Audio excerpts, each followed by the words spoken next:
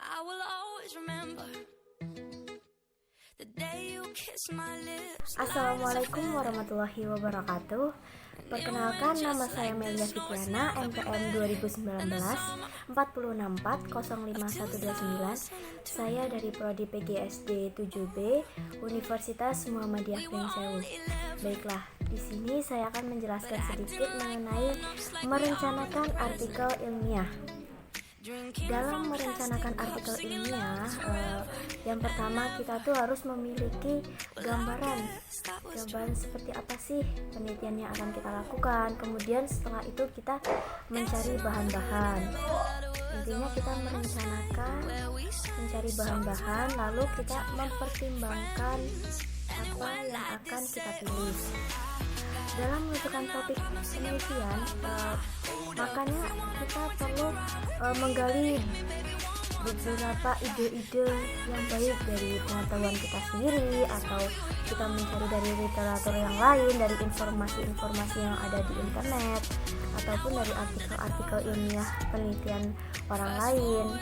Nah, setelah kita mencari topik yang banyak, dari topik-topik tersebut kita memilih topik mana yang akan kita pilih. Setelah itu kita mencari literatur review.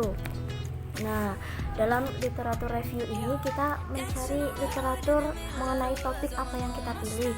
Jadi kita dapat mengembangkannya sendiri, dari kata-katanya kita kembangkan untuk menentukan suatu topik atau ide gagasan judul yang sesuai dengan penelitian yang akan kita gunakan, sesuai juga dengan bidang kita. Dan juga literatur review ini juga kita tuh dapat membandingkan dari penelitian orang lain, baik dari metodenya yang digunakan, terus kapan penelitian dilakukan, bagaimana cara mengambil data, cara mengumpulkan data, terus bagaimana cara menyimpulkan, bagaimana hasil dari penelitian mereka, terus nanti dikembangkan dengan hasil penelitian yang kita lakukan. Dalam literatur review ini juga kita mencari banyak literatur. Kita bisa mencari 5 literatur dan kita dapat membandingkan bagaimana hasilnya dari literatur yang lain, dan juga dapat dibandingkan dengan apa yang kita temukan dalam penelitian kita.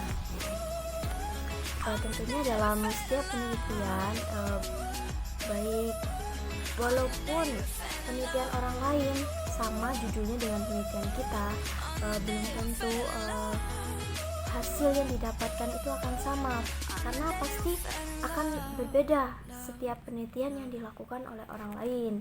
Bisa jadi bisa sama dan bisa juga bisa berbeda. Dan juga dengan literatur review ini juga kita bisa belajar lebih banyak mengenai penelitian dari penelitian orang lain, terus baik instrumen, variabel, metode yang digunakan, terus bagaimana cara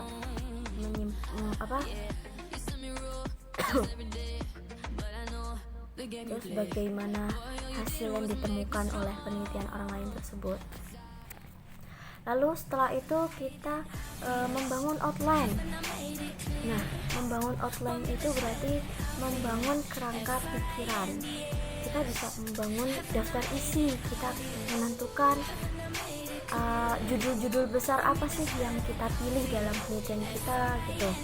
Jadi kita udah ada gambaran sub-sub penelitian yang ada, yang akan kita lakukan dalam penelitian kita.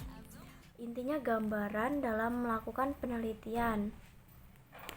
Jadi sehingga kita juga mengetahui sih seperti apa gambaran ataupun rambu-rambu dalam penelitian yang akan kita lakukan. Jadi dalam melakukan suatu penelitian itu akan lebih mudah karena sudah terdapat arah ataupun kerangka penelitiannya.